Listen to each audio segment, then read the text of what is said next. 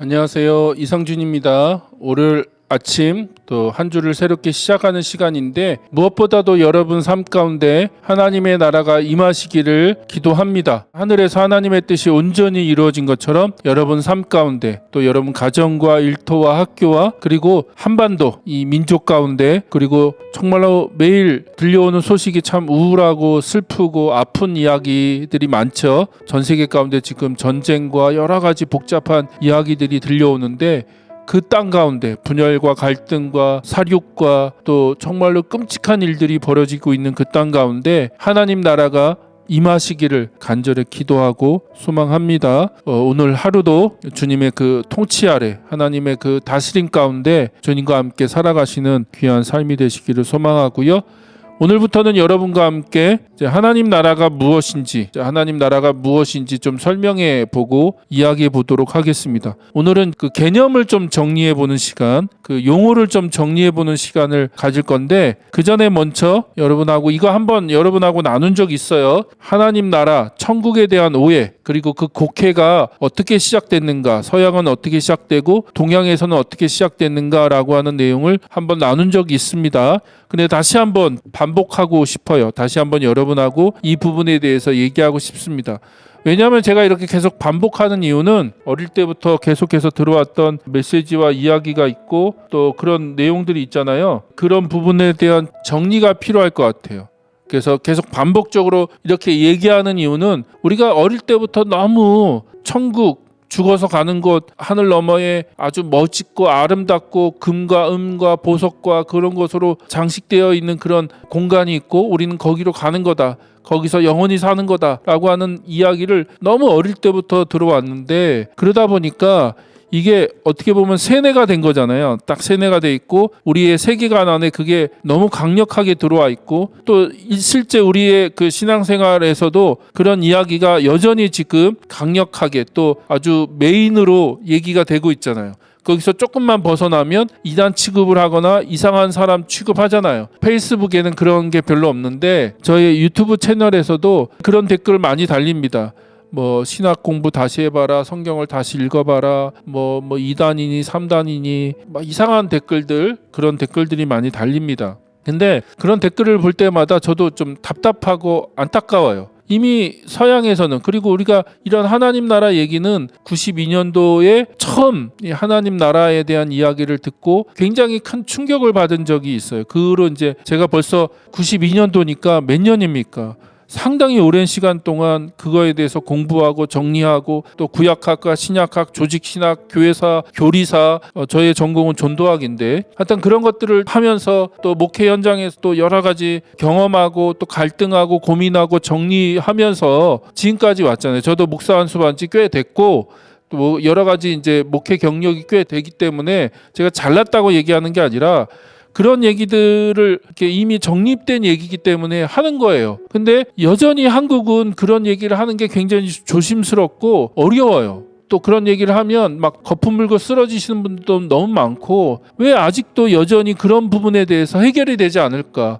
성경의 진짜 핵심 메시지가 하나님의 나라잖아요. 저는 구약이든 신약이든 예수님의 그 모든 메시지를 짜고 또 짜서 엑기스로 만들면 딱 하나 나온다. 그게 뭐냐면 바로 하나님의 나라, 하나님의 그 왕국, 천국에 대한 복음이거든요. 하나님 나라의 복음인데 우리가 그걸 놓치고 있잖아요. 곡해하고 있고 오해하고 있고 그것이 무엇인지 정확하게 잘 모르잖아요. 그러니까 그런 본질을 놓치고 잘못된 오해와 곡해가 사실이고 진실인 것처럼 자꾸 얘기하고 있는 현실이 좀 안타까운데 그런 의미에서 다시 한번 이 부분을 여러분하고 나누려고 합니다.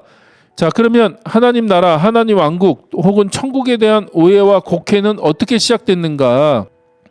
자, 서양의 경우에는 천국에 간다라는 생각이 어디서 왔냐는 거예요. 우리가 대부분 자꾸 천국에 간다라고 생각하지요. 땅에서 벗어나 저 하늘 너머에 있는 천국으로 간다라고 많은 분들 대부분이 그렇게 생각하고 있는데 성경은 반대로 얘기하잖아요. 하나님 나라가 임한다. 천국이 하늘에서 이 땅으로 임하는 거를 얘기하시는데 우리는 자꾸 이 땅에서 벗어나 하늘로 간다, 완전 정반대 얘기를 하고 있잖아요. 정반대. 성경에서 얘기하는 예수님이 가르치고 있는 메시지, 하나님 나라의 그 메시지하고는 정반대 얘기를 하고 있으니까 우리가 자꾸 복음서를 오해하고 있고 성경을 오해하는 거예요. 그런 세계관을 가지고 성경을 읽으니까 잘못 읽어지게 되는 거예요. 그러면 그런 천국에 간다라는 생각은 어디서 왔냐?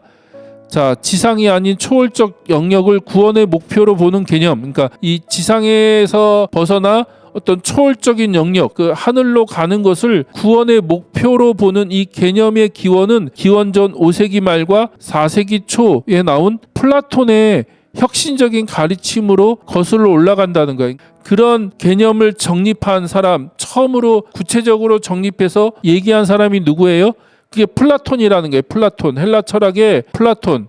그래서 그 플라톤은 어떻게 생각했냐면 영혼이 별들 사이에 선재하고 있었다는 거예요. 저 하늘 넘어 별들 사이에 선재하고 있었는데 어떤 이유로 그 영혼이 땅으로 떨어졌다는 거죠. 지상에 파묻혔다고 주장하는 밀교 신화의 영향을 받았다는 거예요. 그 당시 밀교 신화의 영향을 플라톤이 받아서 그런 생각을 하게 됐다는 거죠. 플라톤은 인간이 불멸의 영혼 혹은 지성을 가지고 있다. 그러니까 어떤 지성, 그 다음에 영혼, 그 영혼이 불멸하다라고 생각한 거죠. 그리고 또 그 영혼과 반대되는 일시적이고 부패하기 쉬운 몸, 제한적이고 또 이 부패하기 쉬운 이 몸을 가지고 있다. 그래서 두 가지, 불멸의 영혼, 부패하기 쉬운 몸을 가지고 있는데, 그러니까 이 몸에서 벗어나서 이 하늘로 다시 되돌아가는 거, 이 악한 세상에서 벗어나서 다시 하늘로 되돌아가는 것을 구원이라고 생각했고, 그런 두 가지 인간은 두 가지 그런 요소로 구성되어 있다라고 생각하는 그런 인간관을 제시했다는 거죠. 자, 그리고 이제 플라톤의 제자인 아리스토텔레스도 그런 이야기를 이어서 이원론적인 이야기를 했다는 거예요.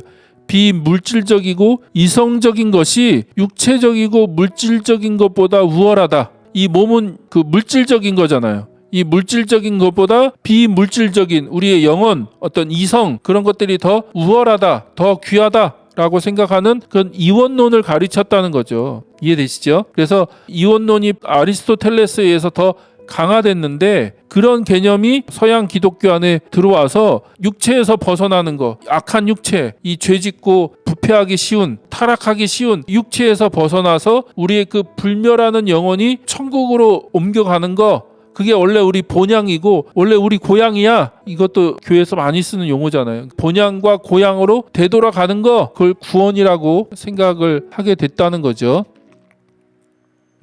자, 이런 헬라 철학을 기본으로 신학이 발전하였고 신앙을 변증하고 가르치려고 했는데, 그 대표적인 학자가 바로 어거스틴이라는 거예요. 아우구스티누스. 그러니까 어거스틴이 헬라 철학을 가지고 그것을 정립했다는 거예요. 초기 기독교 신학을 헬라 철학으로 정립을 해서 구원은 이 땅에서 벗어나 하늘로 가는 것이고, 그런 것으로 교리를 정립하고 또 신앙의 변증을 했던 사람이 바로 어거스틴이다. 그 큰 틀을 제공한 사람은 어거스틴이다. 그래서 어거스틴이 굉장히 유명한 학자이지만, 그러나 이런 관점으로 봤을 때 어거스틴의 오류는 분명합니다. 플라톤의 영향은 훗날 기독교에, 특히 이제 서양 기독교에 어마어마한 영향을 미쳤는데, 그게 뭐예요? 이 땅에서 벗어나 이 땅 너머 위에 위치해 있는 하늘로 옮겨가서 하나님과 영원히 거기서 거하는 거, 이 땅에서 벗어나서 하늘로 가서 하나님과 영원히 그 하늘에서 사는 거, 그것을 구원이라고 생각하게 됐다는 거죠. 이해되시죠? 하늘에서 하나님과 영원히 사는 것으로 정립하게 됐다. 그래서 구원을 땅에서 하늘로 가는 것으로 이해하게 되었다는 거죠. 자, 그러면 동양에는 어떤 오류, 어떻게 오해하게 됐는가? 자, 서양의 그런 오류, 오해가 동양으로 넘어와서 동양에서는 극대화된 거죠. 특히 한국에서 마치 그것이 정말로 성경의 모든 메시지인 것처럼, 성경이 오직 그냥 그 내세 죽어서 가는 천국만을 얘기하는 것처럼 그렇게 강조하고 그렇게 얘기하고 있는데, 그렇게 극강이 되고 너무나 극대화가 된 이유가 뭐냐? 동양에 와서 가장 큰 영향은 불교의 천당 개념, 불교의 극락 개념이 영향을 미쳤다는 거예요. 그래서 천국을 하늘에 있는 장소 개념으로 이해하게 됐다. 자, 그렇다면 왜 하나님의 나라를 천당, 불교에서 말하는 그런 극락이나 천당의 개념으로 혼동하게 되었는가? 그 이유는 제가 이것도 여러 번 설명드렸습니다. 자, 마가, 누가, 요한복음은 하나님의 나라라고 돼 있죠. Kingdom of God, 바실레이아 투 데우라고 돼 있고, 근데 마태복음만 하늘나라라고 되어 있다는 거예요. Kingdom of Heaven이라고 하는 하늘나라, 천국으로 되어 있다는 거죠. 왜 그랬냐? 이유는 여러분 잘 아시죠? 왜냐하면 마태복음의 원독자, 그러니까 마태복음의 첫 번째 독자가 유대인이었기 때문에, 그리고 유대인들은 하나님의 이름을 함부로 사용하지 않았죠. 공식적인 문서나 그런 표현에 하나님의 이름을 함부로 거론하거나 언급하거나 기록하지 않았고, 그래서 그 하나님이라는 그 이름을 대체할 수 있는 용어를 뭐라고 사용했냐면 하늘이라는 용어로 사용했다는 거예요. 이해되시죠? 그래서 하나님을 하늘이라는 단어로 바꿔서 사용했어요. 그래서 다른 복음서에는 하나님의 나라라고 돼 있는데 유독 마태복음에서만 천국, 하늘나라라고 그렇게 썼다는 거예요. 그러나 하나님의 나라나 천국이 다 같은 개념이다. 같은 개념. 그리고 그 당시 예수님 당시에도 그렇고 구약 시대에도 그렇고 그 하나님의 나라, 하늘나라, 천국은 죽어서 가는 곳이라는 개념이 없었다. 예수님에게나 당시 초대교회 유대인들 12사도에게나 예루살렘 교회에게나 어떤 개념이 없었냐? 아, 우리는 죽어서 천국 갈 거야. 저 하늘 너머에 천국이라는 곳을 하나님이 마련해 놨어. 그래서 우리는 그 천국으로 옮겨가는 거야. 이 땅에서 벗어나서 저 천국으로 옮겨가는 거야. 그게 구원이야. 라고 하는 개념이 아예 없었다. 그렇기 때문에 자꾸 하나님의 나라를 천국이라고 썼다고 해서 천국은 천당이나 극락과 같은 개념을 갖고 있었을 거라고 생각하는데 그렇지가 않다는 거예요. 그렇지 않다. 절대 그렇지 않다. 자, 그러면 한국은 그걸 어떻게 우리가 오해하게 됐냐? 이제 성경을 번역할 때 이제 그런 문제가 생겼는데, 먼저 한국인 번역자들, 그러니까 한국 번역자들이 중국어 신약 성경을 가지고 한국어로 먼저 번역을 했다는 거야. 한국어로. 그러니까 중국어로 된 성경을 가지고 그대로 한국어로 번역을 했고, 나중에 이제 들어온 선교사들 로스와 맥킨타이어가 그 한국어 번역문을 가지고 그리스어와 그 다음에 영어 성경을 대조하면서 검토하고 수정했다. 네, 그렇게 이제 한국어 성경이 번역이 됐는데, 자, 헬라어에는 어떻게 돼 있다고요? 바실레이아 톤 우라논이라는 말은 하늘이라는 의미고, 바실레이아는 왕국이라는 나라라는 의미입니다. 그러니까 하늘나라라는 의미죠. 이 말을 이제 영어 성경으로 번역하면 Kingdom of Heaven이라고 하죠. Heaven. 그리고 그거를 중국어 성경으로 번역할 때 중국어로 하늘천, 나라국 이렇게 되겠죠. 하늘천의 나라국. 그리고 그걸 한글로 번역할 때 말 그대로 천국이 되는 거죠. 천국으로 번역을 한 거죠. 근데 이때 어떤 오해가 생겼다? 천국이라고 쓰니까 사람들이 뭐라고 오해했다? 아, 이게 천당이네. 천당. 왜 우리 안에 이미 천당 개념이 있었잖아요. 불교의 영향을 받아서 극락과 천당에 대한 개념이 있었으니까, 아, 성경에서 말하는 천국은 천당이야. 천당. 그래서 옛날에 우리 선배들, 우리 선조들이 뭐라고 복음을 전했어요? 예수 천당 불신지옥, 예수 천당 불신지옥이라고 외쳤잖아요. 그래서 그 천당이라는 개념은 어떤 개념이에요? 죽어서 가는 좋은 곳이라고 하는 개념이잖아요. 근데 다시 말씀드리지만 천국에는 그런 천당 개념이 전혀 없다. 자, 그래서 천국과 천당을 혼용하면서 장소적 개념으로 이해하게 됐다는 거예요. 장소적, 어떤 하늘 너머에 있는 장소로 이해하게 됐고, 하늘 너머에 금과 은과 온갖 보석으로 꾸며진 천당이 있을 것이라고 생각하고 거기서 영원히 사는 것이라고 가르쳤다는 거예요. 저도 어릴 때 부흥회에 가면 부흥사들이 그런 얘기 많이 했습니다. 천국은 어떤 곳이에요? 막 금과 은과 보석과 막 화려한 것으로 구성되어 있고 만들어졌고, 그래서 뭐 이 땅에서 어떻게 사냐에 따라 천당에서 어디에 살 거냐, 누구는 뭐 몇 평짜리 아파트 살고, 누구는 쪽방에 살고, 뭐 누구는 개털 모자고, 그런 식의 이해들. 근데 그게 다 성경적인 이해가 아니다. 절대 성경적인 이해가 아니다.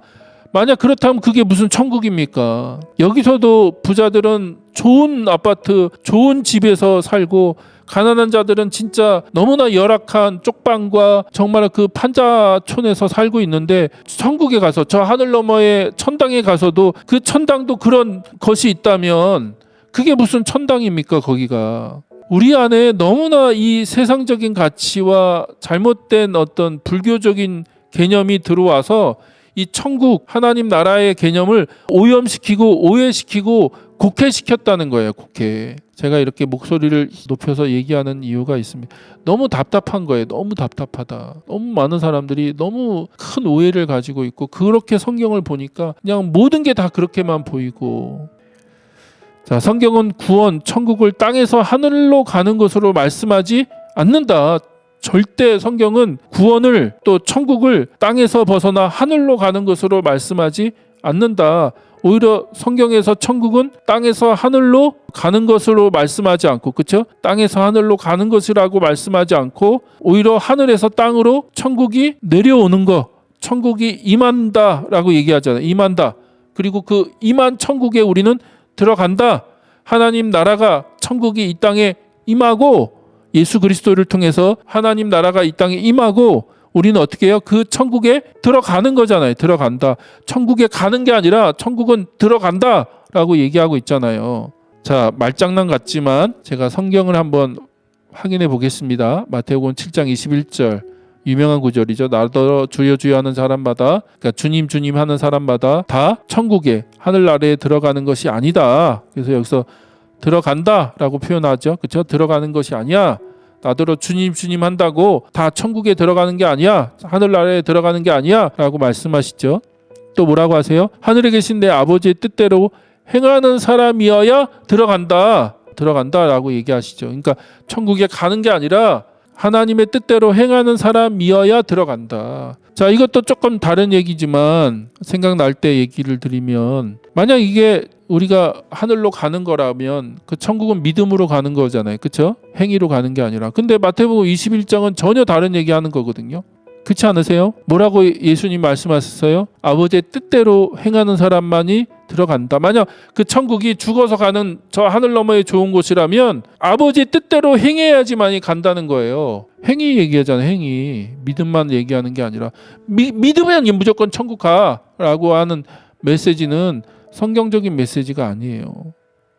죄송하지만 아무튼 이거는 더 뒤에 가서 또 한번 나눌 수 있는 기회가 있을 것 같고 아무튼 성경은 계속 그 들어간다 하나님 나라 천국을 들어간다라고 얘기한다는 거죠. 자, 요한복음 3장 5절 우리가 이 중생 거듭남에 대한 구절에서도 이렇게 얘기하죠. 진실로 진실로 내게 이르노니 사람이 물과 성령으로 나지 아니하면 하나님 나라에 들어갈 수가 없다. 그렇죠? 하나님 나라에 들어갈 수가 없어. 이거는 또 중생하고 거듭나면 죽어서 천국 가는 티켓을 얻는 것처럼 얘기하는데 그런 얘기를 하는 게 아니잖아요. 그러니까 예수님을 통해서 임한 하나님의 나라에 들어가서 뭐가 되는 거예요? 하나님 나라 백성이 되는 거죠. 하나님 나라 백성. 예수님을 통해서 이 땅에 임하고 시작됐고 또 이미 도래한 그 하나님 나라에 들어가야지 하나님 백성이 되는데 그러기 위해서 뭐가 필요하다? 거듭나야 돼. 중생해야 돼. 다시 태어나야 돼. 하늘로부터 다시 태어나야 돼. 그래서 그 하늘이라고 하는 건 근원적인 의미가 있잖아요. 하나님으로부터 주어진 생명. 우리가 땅에서 태어났다면 한 번은 하늘로부터 태어나야 된다. 그건 그 생명이 하나님으로부터 주어져야 되는 거고 그래야지 진짜 하나님 나라 백성이 돼서 그 하나님 나라에 들어가는 거죠. 하나님 나라. 죽어서 가는 그 천당을 얘기하는 게 아니라 우리가 이 땅에 임한 하나님 나라의 백성이 돼서 그 하나님 나라에 들어가서 이 땅에 하나님 나라, 하나님의 그 뜻을 이루면서 사는 거 그런 걸 얘기하는 거죠. 그러면 중생의 거듭남의 개념은 전혀 다른 개념이 되겠죠. 이것도 어떤 분에겐 굉장히 어려운 얘기가 되겠지만 어쩔 수 없습니다. 성경이 그런 얘기를 하고 있으니까 제가 뭐 딴 얘기를 하는 게 아니라 성경을 가지고 얘기하는 거니까 여러분이 한번 진짜 진지하게 한번 들어보시기 바랍니다. 자, 그러면 하나님 나라, 하나님 왕국이 뭐냐? 자, 여기서 제가 용어만 좀 정리할 건데 말장난 같지만 용어를 좀 정리하고 그 용어를 정리해야지 개념이 이제 잡히는데 자, 나라는 국민이 주권을 가지고 거주하는 일정한 영토나 그것들의 총체, 그렇죠? 국민이 주권을 가지고 거주하는 어떤 영토가 있어야 되고 그 영토 안에 존재하는 그 모든 것의 총체를 나라, 영어로 네이션, 스테이트라고 하는데 그러면 그 나라 국가의 3요소 국민 주권 영토가 있겠죠. 그래서 나라라는 단어는 적절하지 않다는 거예요. 제가 생각하기에. 왜냐하면 그 시대, 예수님 시대에는 나라가 존재하지 않았다. 그러니까 성경에 존재하는 모든 나라들은 왕국이었다는 거. 왕국, 그렇죠? 킹덤이었다. 킹덤은 뭐예요? 왕국은 뭐예요? 왕이 다스리는 군주제의 나라, 왕이 통치하는, 왕이 다스리는 그런 군주제의 나라를 왕국이라고 얘기하잖아요. 그래서 로마니 아니면 그 시대에 존재했던 모든 나라들, 바벨론이니 아니면 아시리아니, 심지어 유다나 또 이스라엘도 왕국이었잖아요. 왕국. 하여튼 그 시대에 모든 존재했던 그 나라들은 다 왕국이었다. 오늘날 우리의 이런 민주주의적인 어떤 나라 개념을 가진 나라가 아니라는 거예요. 국민이 주권을 가진 그런 나라가 아니었다. 이해가 되시죠? 이런 용어의 이해를 좀 여러분이 하셔야 돼요. 그래서 영어로 하면 킹덤 오브 갓, 헬라어로 보면 그 킹덤이 바실레이아는 왕국, 킹덤, 왕국이라는 의미고, 바실레이아 투 데우 할 때 데우는 갓, 하나님이라는 의미가 있습니다. 그래서 하나님의 왕국이라고 번역을 해야 되는 거죠. 근데 우리가 이제 보통 하나님의 나라라고 쓰고 있는데, 저는 어떻든 하나님의 나라라고 쓰든 하나님의 왕국이라고 쓰든 큰 문제는 없다고 생각합니다. 그리고 이미 이제 우리에게 이제 하나님의 나라라는 용어가 정착이 됐죠. 그게 일반적으로 이제 사용하는 용어가 됐고, 저도 그렇게 두 가지를 혼용해요. 하나님의 나라라고 썼다가 하나님의 왕국이라고 썼다가 혼용을 하긴 하는데, 그러나 그 단어의 그 개념, 그 의미가 무엇인지는 명확하게 알 필요가 있다고 해서 제가 지금 이걸 설명해 드리는 거예요. 그래서 왕국은 영토와 같은 공간적인 개념이 아니라 통치, 왕권과 같은 추상적인 개념이다. 그래서 여기서 말하는 바실레이아라는 단어는 어떤 영토와 같은 공간적인 개념이 아니라 왕의 통치권, 왕의 왕권이라고 하는 좀 추상적인 개념을 가지고 있다는 거예요. 그러나 성경은 그 통치권, 이 바실레이아, 하나님의 그 왕권, 통치권이 어떤 공간, 하나님이 창조하신 이 세상, 이 세계, 어떤 이 땅, 그 안에 실현되어야 된다는 거죠. 그래서 땅을 강조한다. 땅을. 그냥 왕국 그러면 땅만을 얘기하는 게 아니라 왕국, 바실레이아는 왕권, 통치권을 얘기하는데, 그렇다고 추상적인 통치권만을 얘기하는 게 아니라 하나님의 통치권, 왕권이 어떻게 해요? 이 땅에 구체적으로 실현되고 나타나고 또 그 땅에 구체적으로 이루어져야 된다는 것. 이해되시죠? 그래서 하나님의 왕국, 하나님의 나라는 하나님의 왕권, 하나님의 통치권을 얘기한다. 그래서 국가의 3요소는 국민, 주권, 영토지만 하나님 나라의 그 5가지 요소는, 하나님 왕국의 5가지 요소는 왕이 있어야 되고, 또 그 백성이 있어야 되겠죠. 그 백성. 그리고 백성이 살고 있는 구체적인 땅이 있어야 되고, 그리고 그 땅에 하나님 백성을 통해서 어떻게 해요? 하나님의 통치, 하나님의 그 다스림, 하나님의 왕권이 이루어져야 되고, 그리고 그것은 구체적으로 법을 통해서 하나님의 명령, 하나님의 말씀을 통해서, 구약에서는 율법이고 신약에서도 예수님이 분명하게 말씀하셨고 또 성경이 그것들을 계속 분명하게 말씀하고 있잖아요. 그래서 하나님 나라 백성이 세상 사람들과 다른 가치와 기준을 가지고 살아가는 것, 그것을 말씀하고 있는 거죠. 그래서 여러분께서 이렇게 정리하시면 좋을 것 같습니다. 제가 지금 무엇을 얘기하려고 하는지 그 본질이죠. 그 본질을 다시 한번 여러분이 받아주셨으면 좋겠고, 그걸 통해서 하나님 나라를 바르게 이해할 수 있기를 소망합니다.